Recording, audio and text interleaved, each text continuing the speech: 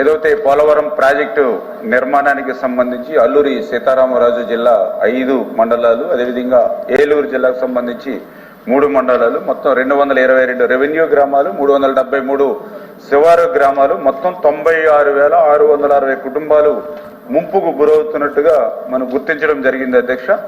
ఇందులో ఇప్పుడు గౌరవ సభ్యులు ఐవీఆర్ గారు అడిగినట్లుగా 2 రకాలుగా, ఒకటి ఏదైతే +41.15 మీటర్స్ కాంటూర్ ఏదైతే ఉందో ఆ కాంటూరు పరిధిలో 8 మండలాల్లో 90 రెవెన్యూ గ్రామాలు, 172 శివారు గ్రామాలు, మొత్తంగా 38,060 నిర్వాసితుల కుటుంబాలని ఐడెంటిఫై చేయడం జరిగింది అధ్యక్ష. అదేవిధంగా ఏదైతే 41.15 మీటర్స్ నుంచి 45.72 మీటర్స్ కాంటూర్ వరకు చూసినట్లయితే 6 మండలాల్లో 132 రెవెన్యూ గ్రామాల్లో 201 శివారు గ్రామాలు, మొత్తం 58,600 నిర్వాసితుల కుటుంబాలను ఐడెంటిఫై చేయడం అధ్యక్ష.